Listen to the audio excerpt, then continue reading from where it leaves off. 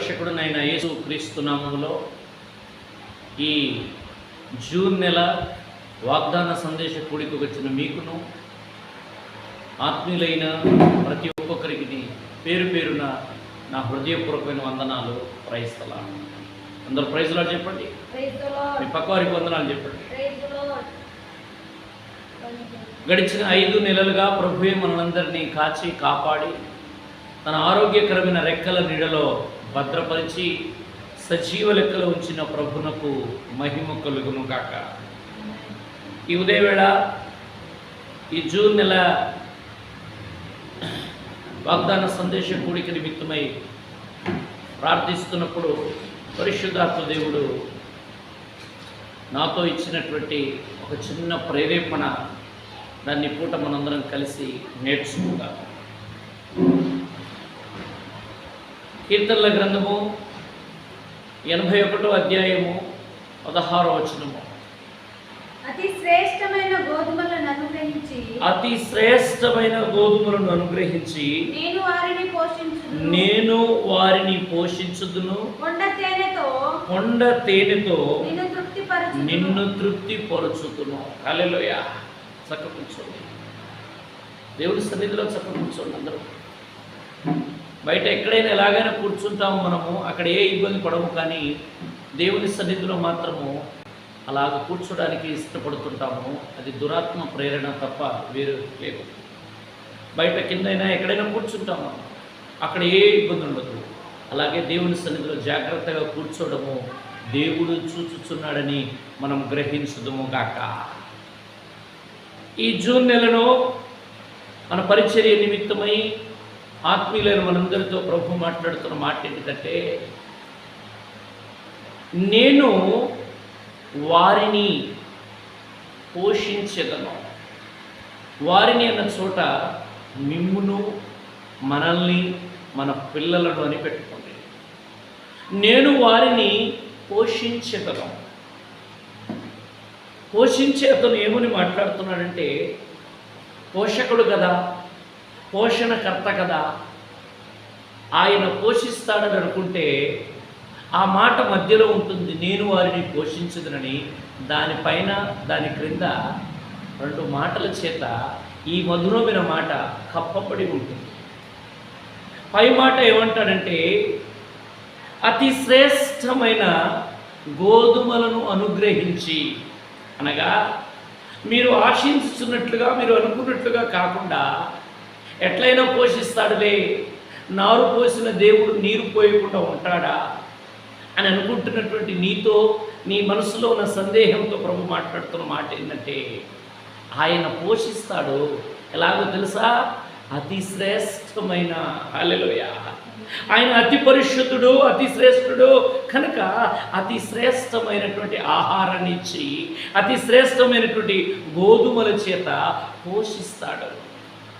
పోషిస్తే ఆ పోషణ నీకు తృప్తిగా ఉంటుందో, అది నీకు సరిపోతుందో, ఏదో ఇచ్చామంటే ఇచ్చాము, పెట్టామంటే పెట్టామని కాకుండా, తర్వాత వచనంలో ఏమంటాడంటే, కొండ తేనెతో నిన్ను తృప్తిపరుచుదును. హల్లెలూయా. నా ప్రియమైనటువంటి దేవుని ప్రియులారా, ఆత్మీయులైనటువంటి మీతో నాతో పరిశుద్ధాత్మ దేవుడు మాట్లాడుతున్న మాట ఏంటంటే, రేపు ఎలాగా, రానున్న రోజులు ఎలాగా పోషించబడతామో, ఎటు చూసిన కరువే, ఎటు చూసిన కారు చీకటిని, కలవరాల మధ్యలో కన్నీరు కారుస్తున్న నీతో ప్రభు మాట్లాడుతున్నాడు, నేను మిమ్మల్ని పోషించుదును గాక. ఆ వచనాన్ని మీరు మరలా పూర్తిగా గుర్తుపెట్టుకోండి. అతి శ్రేష్టమైన గోధుమలను అనుగ్రహించి, కొండతోనే తేనెతో తృప్తిపరిచి, నా దేవుడు నిన్ను మిమ్ములను పోషించునుగాక. స్తోత్రం చెప్పండి. కనుక నా ప్రియమైనటువంటి దేవుడు ప్రియులారా, అలాగ పోషిస్తాడు. దేవుడు పోషించే కోణము, దేవుడు పోషించే శ్రేణి, రీతి అది ఆశ్చర్యకరమైనదిగా ఉంటుంది. కనుక వాక్యం సెలవిస్తుంది ఏమని తెలుసా? అన్నింటిని ప్రక్కన పెట్టేయండి. వాక్యం ఏముంటుందంటే,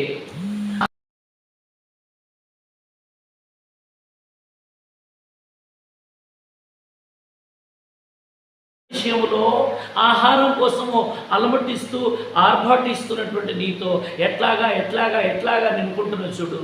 ఈ సందర్భంలో ఆకాశ పక్షులను చూడండి. అవి విత్తవు, కోయవు, కొట్లలో కూర్చుకొనవు, అయినను వాటిని పోషించుచున్న నేను మిమ్మల్ని పోషించనా? వాటిని పోషించుచున్న దేవుడు పరలోకపు తండ్రి మిమ్మల్ని పోషించడా? వదిలేండి. మీరు వాటికంటే శ్రేష్ఠులు కారా? మీరు వాటికంటే బహుశ్రేష్ఠులు కారా? మత్తయి సువార్తలో, లూకా సువార్తలో ఈ మాట స్పష్టంగా రాయబడి ఉంటుంది. అవి విత్తవు, కోయవు, కొట్లలో కూర్చుకోవు, అయినను వాటిని పోషిస్తున్నాడు. ఈవేళ ఈ జూన్ మాసంలో ప్రభు మాట్లాడుతున్న మాటలు శ్రద్ధగా ఆలకించి, ప్రతి మాటను వాగ్దానంగా, ప్రతి మాటను ఒక ప్రవచనంగా, ప్రతి మాటను ఒక దర్శనంగా నువ్వు ఏకీభవించి, నాతోనే ప్రభు మాట్లాడుతున్నాడు. దేని గురించి నేను ఆలోచిస్తున్నానో, దేని గురించి భయపడుతున్నానో, దేని గురించి బాధపడుతున్నానో ఆ మాట నేను హృదయంలో దాచుకోగలిగితే, ఆ మాటకు పరిష్కారంగా, ఆ మాటకు సమాధానంగా, ఆ మాటకు ఆయన మరో దీవెన మూటను నీకు ఇస్తున్నాడు. మర్చిపోకో. ఆయన అంటున్న మాట ఏంటంటే, నేను మిమ్మల్ని పోషించుదును గాక. పోషణ గురించి యెషయా అంటాడేమో తెలుసా? పోషణ ఉంది, పోషణ అనే దిగులు అంతా ఉందండి, బాధపడవద్దు. పోషణ ఎక్కువైనట్లయితే పోషణ గురించి ఆయన అంటాడు, మీకు కలిగిన పోషణయు, మీ పోషణకు ఆధారము, పోషణ అంతయు కూడా ఆయన తీసివేయగలడు కూడా. ఆయన నువ్వు చూస్తున్నటువంటి అంత సాధారణమైన దేవుడు కాదు, అసాధారణమైన దేవుడు. ఏదైనా ఇవ్వగలడు, ఏదైనా తీసివేయగలడు, ఏదైనా సమకూర్చగలడు, దేన్నైనా తీసివేయగలిగినటువంటి సర్వశక్తి కలిగిన దేవుడు కనుక జాగ్రత్తగా దేవుని మాటలు ఆలోచించదువుగాక. ఇర్మియాతో ఒక మాట అంటాడు, చూడండి మాట. ఇర్మియా గ్రంథము 5వ అధ్యాయము 7వ వచనము. పోషిస్తున్నాడు కదా. నీ పిల్లలు నన్ను విడిచి దైవము కాని వాటిని తోడని ప్రమాణము చేయుదురు. నేను వారిని, నీ పిల్లలు అని బాధపడుతూ ప్రార్థిస్తున్నావు చూడు. నీ పిల్లలను నేను పోషించగా, నేను వారిని తృప్తిగా పోషించినను. నేను వాళ్ళను తృప్తిగా పోషిస్తే వారు ఏం చేస్తున్నారు తెలుసా? వారు వ్యభిచారం చేయుచు వేశ్యల ఇండ్లలో గుంపులుగా చేరుతున్నారు.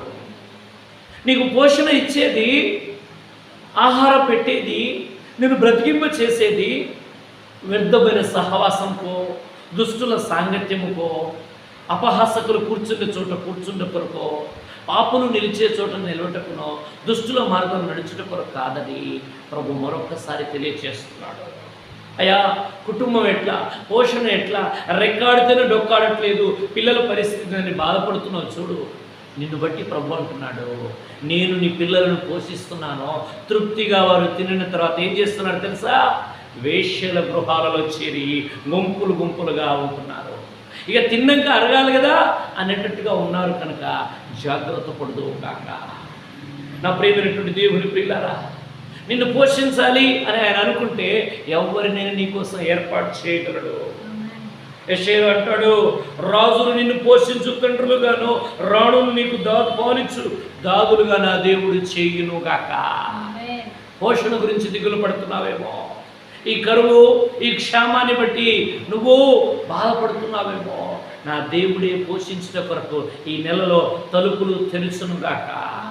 నూతన తలుపులు నీ కొరకు తెరవబడును గాక.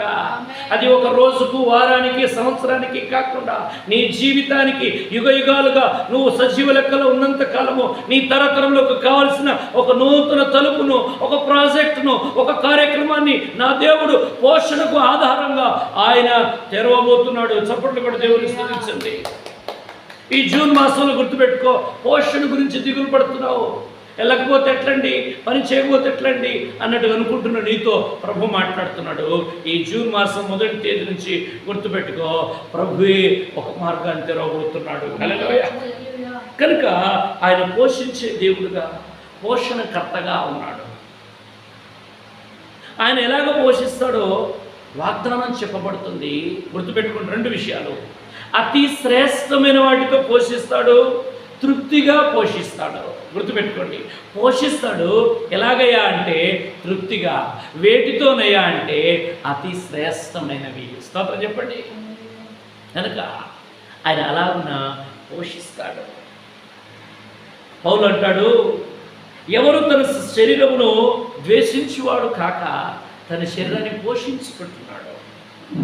అలాగే ఈ శిరస్సు నుండి మనం ఎలాగో శరీరానికి కావలసిన సమస్తాన్ని పోషణక రక్తము, నరము, కీళ్ళ చేత వెళ్తుందో, సంఘం అనే నీ శరీరంలో శిరస్సై ఉన్నటువంటి ప్రభు సంఘం అంతటిని ఆయన అనుదినం పోషిస్తూనే ఉన్నాడు. హల్లెలూయా.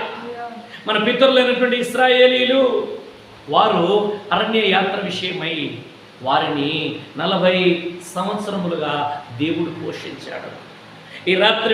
ఈవేళ ప్రభు మాట్లాడుతున్న మాట ఏంటంటే, అరణ్యంలో వారికి మరుగైనది మీరు మీ పితరులు చూడలేనటువంటి ఆహారం చేత దేవుడు పోషించినట్లుగా ప్రభు పోషించునుగాక.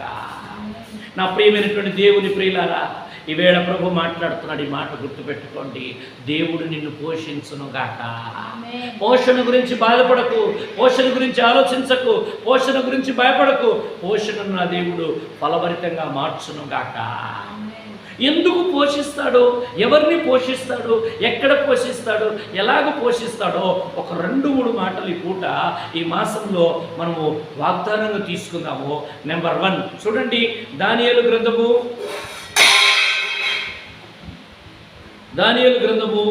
1వ అధ్యాయము 5వ వచనం.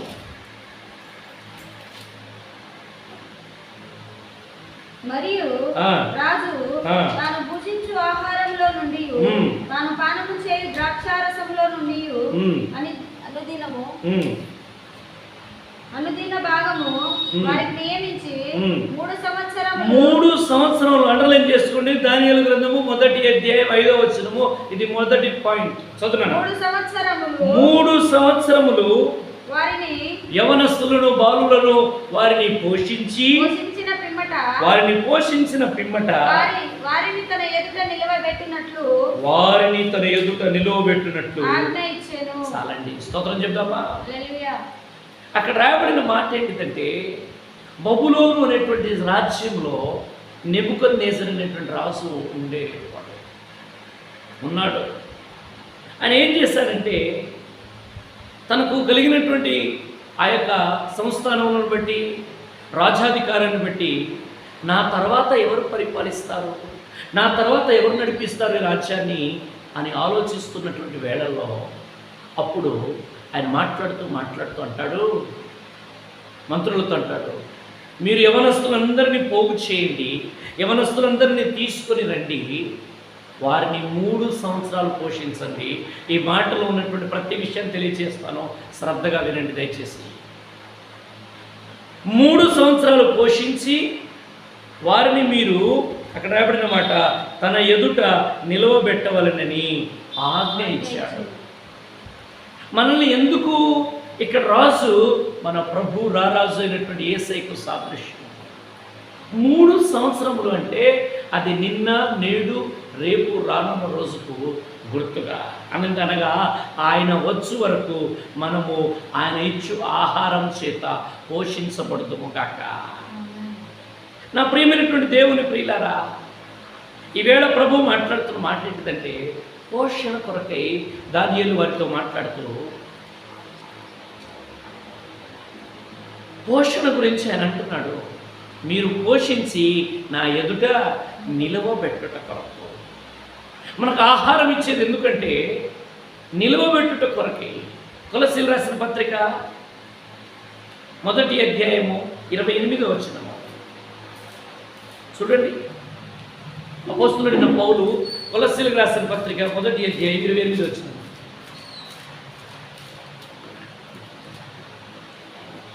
చదవండి ఎన్నిసార్లు. 1వ అధ్యాయం 28వ వచనం. నాన్న చెవులు వినబడట్లేదు. ప్రతి మనుష్యుని క్రీస్తునందు సంపూర్ణముగా చేసి ఆయన ఎదుట నిలవబెట్టవలనని సమస్త విధమైన జ్ఞానముతోను మేము ప్రతి మనుషునికి బుద్ధి చెప్పుచు ప్రతి మనుషుని బోధించుచు ఆయనను ప్రకటించుచున్నాము. హల్లెలూయా. నా ప్రియమైనటువంటి దేవుని ప్రియులారా, ఎందుకు పోషిస్తున్నాడు అంటే ఆయన ఎదుట నిలవబెట్టాలని. దానియేలు విషయాన్ని గమనిస్తే రాజ ఆహారము, రాజభోజనాలు, పానము, ద్రాక్షరసము సమస్తాన్ని వారికి అప్పగించారు. మీకు ఏది కావాలో ఎంత కావాలో అంతగా తీసుకోండి, తృప్తిగా తినండి. ఎందుకు ఇంతగా పోషిస్తున్నారు అంటే ఆయన ఎదుట నిలవబెడితే ఇందులో ఈ పిల్లలలో ఈ యవనస్తులలో కళగా సౌందర్యంగా ఎవరైతే ఉన్నారో వారిని రాజుగా నియమించుట కొరకై. స్తోత్రం చెప్పండి. పౌలు అంటున్నాడు, ప్రతి మనుషుని దేశము, ప్రాంతము, రాష్ట్రము, వర్గము, భేదము, కులము, మతము ఇలాంటి ఏమీ లేకుండా ప్రతి మనుష్యునికి మేము సంపూర్ణుడిగా చేయట కొరకై వారికి బుద్ధి చెప్పుచు బోధించుచు క్రీస్తు ఎదుట నిలవబెట్టాలని, క్రీస్తు ఎదుట రేపు త్వరగా రాబోతున్న ప్రభు ఎదుట వారిని నిలవబెట్టాలని వారి కొరకై మేము సమయము అసమయమని చూడక వారి కొరకై మేము ప్రకటిస్తున్నాము. స్తోత్రం కలుగునుగాక. మనల్ని నిలవబెట్టుట కొరకే. ఈరోజు ఆహారం ఇచ్చారంటే దీనికి లెక్క చెప్పాలి. ఈరోజు ఈ రీతిగా ఇచ్చారంటే దీనికి మనము జవాబు చెప్పాలి. అలా ఎప్పుడు చెప్తామో అప్పుడు వరకు మనము జాగ్రత్తగా చూసుకుందాము కాక. కనుక ప్రభు మాట్లాడుతున్న మాట ఏంటంటే దేవుని సన్నిధిలో ఆయన ఎదుట నిలవబెట్టాలని, దేవుని ఎదుట నిలవబెట్టుట కొరకే దేవుడు పోషిస్తున్నాడు. నెబుకద్నెజరు ఆ రోజు దానియేలును వారితో ఉన్నటువంటి యవనస్తులను పోషించాడు. ఆయన అలాగనే ప్రధానమంత్రిగా నిలవబడ్డాడు. స్తోత్రం చెప్తామా. నిలవబెట్ట రోజు ఒకటి ఉంది. ఎవరికి లేకపోయినా, ఎవరికి ఏది కొదువైపోయినా నీకు ఏ కొదువ కాకుండా. దావీదు అంటాడు కదా, యెహోవా నా కాపరి, నాకు లేమి ఏమీ కలుగదు అని అన్నట్లుగా నీ జీవితంలో ప్రభు పోషించేది. ఎందుకంటే దీనికి రేపు నువ్వు లెక్క చెప్పాలి. దీనిని నువ్వు పొందుకొని బలముగా తయారై బలపరచబడి అనేకులను నడిపించి నువ్వు ఆయన ఎదుట నిలవబడుదువు కాక. వాక్యం అంటుంది, గొప్పవారేమి కొద్దివారేమి ఆయన సింహాసనం ఎదుట అందరూ నిలవబడే రోజు రాబోతున్నది. కనుక ఆయన ఎదుట నిలవబెట్టబడే దినం రాబోతుంది. జాగ్రత్తగా గమనించుకోగాక. కీర్తనకారుడు ఒక మాట అంటాడు చూడండి, 41వ కీర్తన 12వ వచనం.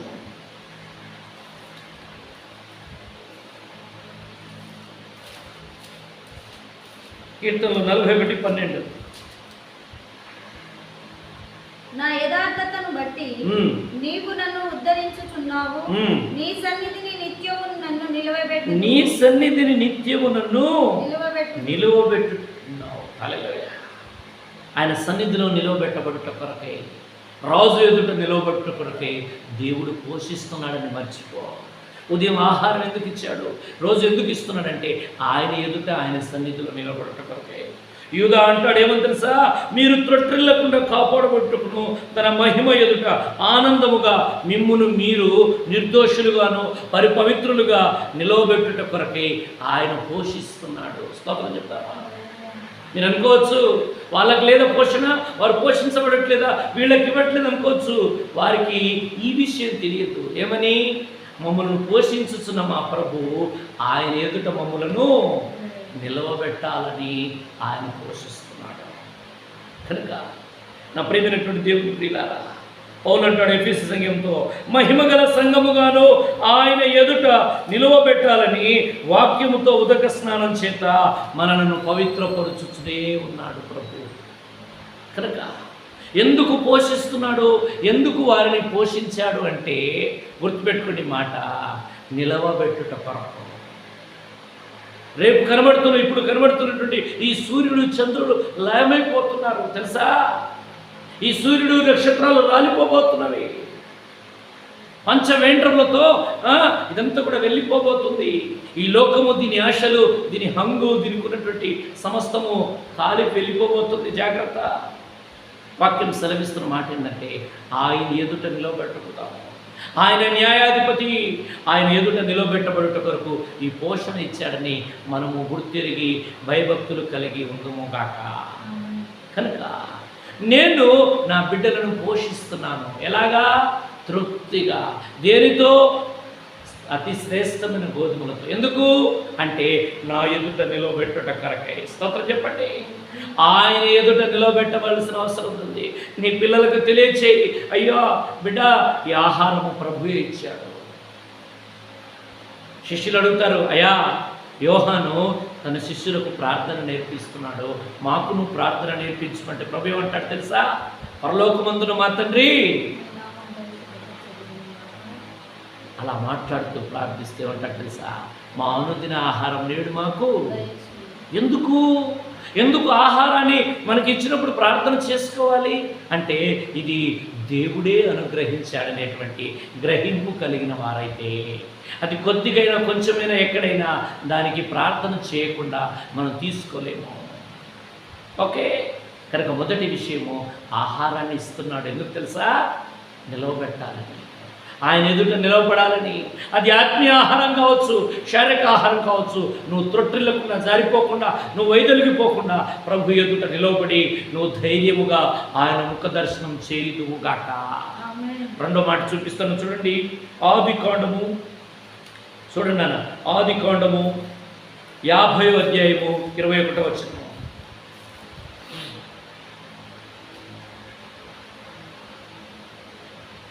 కాబట్టి భయపడకుడి, నేను మిమ్మల్ని మీ పిల్లలను పోషించేదనని. మీరు భయపడకండి, నేను మీ పిల్లలను పోషించేదను. హల్లెలూయా. ఇది రెండో విషయం. ఒకటి, మనల్ని పోషించుతున్నది ఎందుకంటే మనం ఆయన ఎదుట నిలవబడాలని. ఓకేనా? రెండవది, భయపడుతున్నావు, ఏం లేదని. అవునా కదా? ఈ భయ విషయంలో ప్రభు అంటున్నాడు, మీరు మొదట భయపడకండి. అసలు ఒక్కసారి మనం ఏదేను దగ్గరికి వెళ్తే, ఏదేనులో ఆహారాన్ని, తోటను ఏర్పాటు చేసిన తర్వాతనే ఆదామును తయారు చేశారు. అవునా కదా? అంటే మనము పుట్టక ముందే మన కోసం ఆహారాన్ని సిద్ధపరిచాడని దాని అర్థము. ఆ గ్రహింపు మనకుంటే ప్రభు వైపే చూస్తాము, ప్రభుతోనే సన్నిహితంగా మనం ఉంటాము సన్నిధిలో. ఇతని తయారు చేయకముందే ఇతనికి కావలసినంత ఆహారం, తోటను, సమృద్ధి అయినటువంటి పంటను, ఫలమును ప్రభు సిద్ధపరిచాడు. కనుక భయపడవద్దు, పిల్లల గురించి బాధపడవద్దు. దేవుడు పోషకుడుగా పోషించునుగాక. ధాన్యమును ఆజ్ఞాపించి వృద్ధి చేయబోతున్నాడు ప్రభు. శత్రువుల ఎదుట విందును కలగ చేయబోతున్నాడు ప్రభు. కనుక పిల్లల గురించి బాధపడవద్దు. నీ పిల్లల గురించి ఆయన అంటున్నాడు, భయపడకండి, మీ పిల్లలను నేను పోషించుదునుగాక. పిల్లలండి, ఇంతమంది పిల్లలండి అని బాధపడుతూ వాపోతున్నట్లయితే నీతోనే ప్రభు మాట్లాడుతున్నాడు. ప్రేమ సహోదరి, ఎక్కడ ఉండి వాక్యాన్ని విన్నా, ఏ సమయంలో ఈ వాక్యాన్ని వింటున్నావో, ఈ వేళ ప్రభు మాట్లాడుతున్న ఈ శుభవేళ ఏంటిదంటే, నీ పిల్లలను నా దేవుడు నిశ్చయముగా పోషించునుగాక. కనుక నువ్వు విషయాన్ని గుర్తుపెట్టుకో. ఆయన నామమందు విశ్వాసం ఉంచిన మనం అందరము దేవుని పిల్లలమని పిలువబడుటకు అధికారం దేవుడే ఇచ్చాడు. కనుక యేసు ప్రభువారు అంటున్నారు, పిల్లలను దేవుడు ఎలాగ పోషిస్తాడని బాధపడకండి.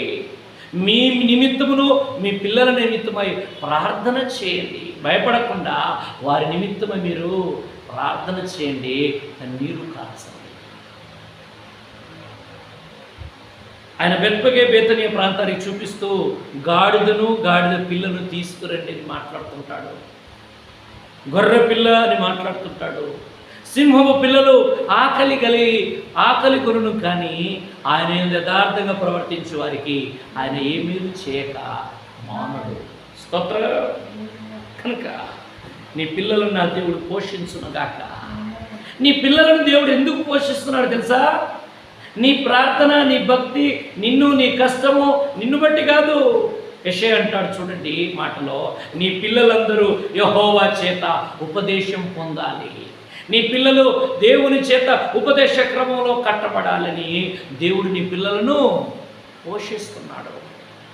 కనుక నా ప్రియమైనటువంటి దేవుని పిల్లారా, నీతో యుద్ధం చేయవారితో నేను యుద్ధం చేసేదను, నీ పిల్లలను నేను రక్షించేదని వాక్యం సెలవిస్తున్నాను. నా ప్రియులారా, పిల్లల రక్షణార్థమై భయపడుతున్నావా? పోషణ కొరకై ఏడుస్తున్నావా? చక్క కూర్చొని భక్తిగా ఉండండి. ప్రభు మాట్లాడుతున్న మాటలు నీ పిల్లలను నా దేవుడు దీవెనకరంగా మార్చును గాక. పక్షులు ఎగురుతూనే వాటి పిల్లలను కాపాడుకుంటాయి. అలాగే నీ పిల్లలు ఎక్కడ ఉన్న వారిని నా దేవుడు కాపాడును గాక. నా ప్రియమైనటువంటి దేవుడు పిల్లల విషయంలో అనేకమైన మాటలు ఆయన అంటారు. నేను నీ పిల్లలను పెంచి గొప్పవారిగా చేసేదను. నీ పిల్లలు యథార్థవంతులకు నీతిమంతుని పిల్లలు తదనంతరము ధన్యులు అని మాట్లాడినట్లుగా చేస్తాను. నేను నీ మధ్యనే, నీ బంధువుల మధ్యలో నీ పిల్లలను నేను వృద్ధి చేయుదును గాక. ఒక తల్లి ద్రాక్షావల్లిగా ఫలించాలని, ఒక తండ్రి ఖర్జూరపు వృక్షం వలె మొవ్వవేయాలని నీ పిల్లలు నీ భోజనపు బల్ల చుట్టూ ఒలీవ మొక్కల వలె ఎదుగుదురుగాక.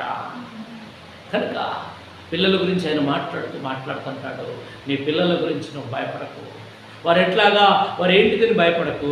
నీ పిల్లలు నా దేవుడు పోషించునుగాక. కనుక నా ప్రియమైనటువంటి దేవుని పిల్లరా, నీ పిల్లలను చూసినట్లుగా నా దేవుడు వృద్ధిలోనికి తీసుకురాబోతున్నాడు.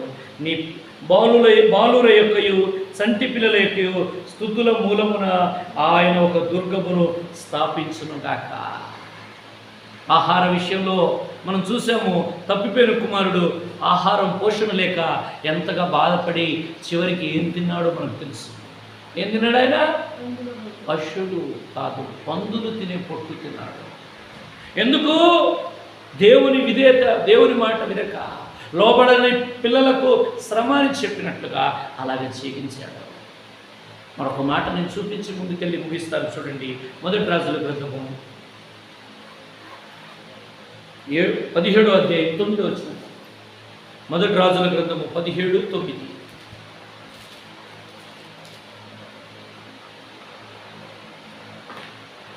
సారెపాతు అను ఊరికి పోయి అచ్చట ఉండుము. నిన్ను పోషించుటకు అచ్చటనున్న ఒక విధవరాలిని నేను సెలవిచ్చి తిని. హల్లెలూయా. అక్కడే చేయబెట్టుకోండి, ఆ పేజీని మీరు ఉంచుకోండి. ఇంకో మాట చూపించి నేను ముగిస్తాను, వినండి. నేను ఈ జూన్ మాసంగా ప్రకృతిని, పరిస్థితులన్నింటినీ అనుకూలపరిచి సమృద్ధి అయిన వర్షాలను కుమ్మరించి ఈ సంవత్సరం మిమ్మల్ని నేను పోషించబోతున్నాను. మీ పిల్లల చదువులు విషయమై నేను పోషకుడిగా ఉండి నడిపించబోతున్నాను. అయితే ఆయన మాట్లాడుతుంటున్నాడు, నేను పోషించేది ఎందుకంటే రేపు నా ఎదుట మీరు నిలవబడతారని. మీరు భయపడకండి, నేను మిమ్మల్ని, మీ పిల్లలను పోషిస్తానని చెప్తూ మరొక మాట ఏమంటున్నాడు తెలుసా? ఏలియా జీవన విధానాన్ని మన ముందు చూపిస్తున్నాడు. ఏలియాతో మాట్లాడుతూ అంటాడు, ఏలియా నీకు పోషణ జరుగునట్లుగా. 9వ వచనం చూడనే ఉందంటే, నిన్ను పోషించుటకు అచ్చట ఉన్న ఒక విధవరాలికి నేను. అక్కడే ఉంది ఒక విధవరాలు, నువ్వు ఎక్కడికి వెళ్ళాల్సిన అవసరం లేదు. ఇప్పుడు 3 రోజులు ఉపవాస ప్రార్థనలో భోజనం ఎక్కడి నుంచి రాబడింది? పైనుండి కురిసిందా? బయట నుంచి తీసుకొచ్చారా? అక్కడ కూర్చున్న విషయంలోనే అందులో ఒక బాలుని తీసుకొని 5 రొట్టెలు 2 చిన్న చేపలు, అక్కడే ఉన్న పోషణ, అక్కడే ఉన్న ఆహారాన్ని దేవుడు ఆశీర్వదించాడు. స్తోత్రం చెప్పండి. నీకు ఆహారం కోసము చాలామంది సంచారం చేస్తూ దేశాలుగా ప్రాంతాలుగా ఎక్కువగా తిరగడానికి ఇష్టపడుతున్నారేమో, కానీ నీకు ఆహారం నీ ప్రక్కని నీకు ప్రత్యామ్నాయంగా పెట్టి ఉన్నాడు. ఏలియా, నువ్వు అక్కడికి వెళ్ళు, అచ్చటనే నీకు ఆహారం పోషణ కొరకై ఒక విధవరాలికి నేను సెలవిచ్చి ఉన్నాను. స్తోత్రం చెప్పండి. ఆమెకు సెలవిచ్చిన విషయం ఈయనకు తెలియదు, ఆమె ఎవరో తెలియదు, కానీ అక్కడికి వెళ్ళు, పోషిస్తునుగాక. దేవుడు పోషించే దేవుడు నాన్న. పోషకుడుగా నీ జీవితంలో సమృద్ధి అయిన పోషణతో నాన్న దేవుడు నింపునుగాక. దీనికంటే ముందు పోషణ ఎట్లా మరే అంటే ఆయనను కేరీతు వాగు దగ్గరికి నడిపించారు దేవుడే. ఈ కేరీతు వాగు దగ్గర కొంచెం కాలం నువ్వు దాగి ఉండుము అని చెబితే అలాగే దాగి ఉన్నాడు. కానీ అక్కడ ఏం జరిగింది తెలుసా? ఆ వాగులో ఉన్నటువంటి నీటిని తీసుకుంటూ త్రాగుతూ ఉన్నాడు. మరి ఆహారము కాకుల చేత పోషించాడు. స్తోత్రం చెప్పండి. కాకులు అంటే అర్థం ఏంటిదంటే ఎన్నిక లేనివి. కాకులు అంటే అర్థం ఏంటంటే ఎవరు పట్టించుకోరు. కాకులను ఎవరు పట్టించుకోరు. ఎవరైనా ఫోటో తీసుకుంటారా, సెల్ఫీ దిగుతారా? ఏ కాకిగా అంటాం చూడండి. అలా ఎవరు పట్టించుకొని కాకులను, ఎన్నిక లేని కాకులను ఆయన ఎన్నుకొని పోషించును గాక. ఈవేళ ప్రభు మాట్లాడుతున్న శ్రేష్టమైన మాట ఏంటంటే ఎవరు పట్టించుకోని వారి చేత, ఎవరి లెక్కలో లేని వారి చేత నిన్ను, నీ కుటుంబాన్ని, నీ సేవ నా దేవుడు పోషించును గాక. అక్కడ జరిగింది ఏంటంటే వాగులో నీళ్ళు తీసుకునేవాడు ఆహారం ఆకలైన సమయానికి కాకుల కోసం చూసేవాడు. ఆ కాకులు చూసినప్పుడు ఏం జరిగింది తెలుసా? అవి రొట్టెను మాంసమును తీసుకొచ్చి ఆ రొట్టె మాంసాన్ని తిని ఆ నీళ్ళను తాగుతుండగా కొంతకాలమైనాక ఆ కేరితు వాగు ఎండిపోయింది. ఎండిపోయేసరికి అల్లాడిపోయాడు. జీవితంలో కొన్నిసార్లు కరువును, క్షామాన్ని, కొన్ని పరిస్థితులను దేవుడు అలా ప్రవేశపెడతాడు. వాటిని చూసి దేవుణ్ణి చూడకుండా ఉండడం కొరకు కాదు నాన్న, వాటిని చూసి ఇందులో దేవుని కార్యం జరుగును కాక. మామూలుగా ప్లేట్ ఉంటుంది కదా, ఆహారం పెడుతుంటాము. ఆహారం పెట్టినప్పుడు ఆహారం అయిపోయిందనుకో, ప్లేట్ని ఎట్లుగా చూస్తే ఇంకక్కడే అటే చూస్తే పైన ఉన్నది మనకు కనబడుతుంది. అవునా కదా? పైన ఫ్యాన్ కానీ, లైట్ కానీ, సీలింగ్ కనబడుతుంది. అదే ప్లేట్ ఉండగా అందులో ఆహారం అయిపోయింది అనుకోండి, దిక్కులు చూస్తే ఏమి ఉండదు. అదే ప్లేట్ వైపు చూస్తే పైన ఉన్నటువంటి సీలింగ్ కనబడుతుంది. నా ప్రియమైనటువంటి దేవుని ప్రియులారా, ఈవేళ ప్రభు మాట్లాడుతున్న శ్రేష్టమైన మాట ఏంటంటే మనము అలాగున మార్చబడాలి. అక్కడ తనంతట తాను నీళ్లు తెచ్చుకొని తాగేవాడు, కాకుల కోసం దిక్కులు చూసేవాడు. అది ఎండిపోయింది. ఏం జరిగింది తెలుసా? ప్రభు అంటున్నాడు, ఏలియా నువ్వు భయపడకము, నిన్ను పోషించుటకు అచ్చట అంటే ఎదురుగా ఉన్నటువంటి సారెపాతులో ఒక విధవరాలితో నేను కూర్చోండి సెలవిచ్చాను. అదేంటి తెలుసా? విధవరాలంటే అర్థం ఏంటంటే భర్తను కోల్పోయాడు. భర్త అంటే యజమానుడు, ఇంకా చెప్పాలంటే సర్వము. అటువంటి యజమాని సర్వాన్ని కోల్పోయినటువంటి ఆమె చేత, ఆమెకే పోషణ కరువైతున్న ఆమె చేత దేవుడు ఏం చేశారంటే దేవుని సేవకుడుగా ఏలియాను పోషించాడు. నా ప్రియమైనటువంటి దేవుని ప్రియులారా, దేవుడు పోషించడానికి ఎవరినైనా సెలవిస్తాడు, ఎవరితోనైనా చెప్తాడు. కనుక జాగ్రత్తగా ఈ మాటలు గుర్తుపెట్టుకో. అలాగే అహాబు రాజు విషయమై యెజ్బేలు అక్కడున్న ప్రవక్తలను పట్టి చంపుతున్న వేళలో అదే ఇంటి గృహ నిర్వాహకుడైనటువంటి ఓబద్యా ద్వారా 50 మంది 100 మందిగా ఓబద్యా ద్వారా యెహోవా యందు భయభక్తులు కలిగిన వాడు కనుక అతని ద్వారా ఏం చేశాడు తెలుసా? ఆ వారిని పోషించాడు.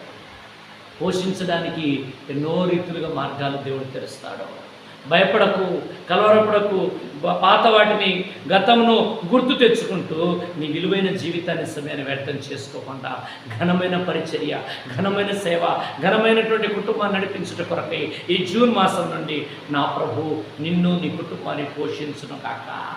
అలా పోషించుటకు ఆయన సమర్థుడు, శక్తి కలిగిన వాడు కనుక నీవు కనుక అలాగా పూనుకోగలిగితే ఈవేళ ప్రభు అంటున్నాడు, నిన్ను పోషించుటకు రాజులను తండ్రులుగాను రాణులను నీకు పాలిచ్చే దాదులుగా నా దేవుడు నియమించబోతున్నాడు. కనుక గుర్తుపెట్టుకోండి, అతి శ్రేష్టమైన గోధుమలతో నా దేవుడు ఈ జూన్ మాసం మొదటి నుండి పోషించునుగాక. కొండ తేనె అనేటువంటి రుచికరమైనటువంటి తీయని ఆ మంచి ఆహారం చేత తృప్తిగా నువ్వు భుజించుదువుగాక. నా గిన్నె నిండి పొంగి పొర్లునట్లుగా నువ్వు పోషించే రీతిగా నా ప్రభు మారుస్తాడు. ఇశ్రాయేలు ప్రజలు ఆది నుంచే వారు మన్నాను కురిపించారు, మాంసం కావాలంటే పూరీలను కురిపించారు, ఏది కావాలో ఆహారాన్ని ఇచ్చారు. దేవుని సేవలో ఆయన ఆయన ఆకలితో ఎండబెట్టిన రోజు లేదు, కానీ అనుకూలతను బట్టి మేము వెళ్ళిపోయి ఇబ్బంది పడ్డ రోజులే ఉన్నాయి. స్తోత్రం చెప్తామా? కనుక తగిన సమయంలో తగిన ఆహారాన్ని తగిన ప్రాంతంలో దేవుడే సిద్ధపరిచి పోషిస్తూ ఈ రోజు వరకు ఈ మహిమ కలిగిన పరిచర్యను నడిపిస్తున్న ప్రభువుకు మహిమ కలుగును గాక. కనుక నేను మిమ్ములను పోషించుతును గాక. మీరు రెండు చేతులు స్తోత్రం చెప్పండి. పోషణ గురించి భయపడకండి, పోషణ గురించి ఆలోచించకండి. పోషణ ప్రభు యొక్క గుప్పిళ్ళలో దాచబడి ఉంది.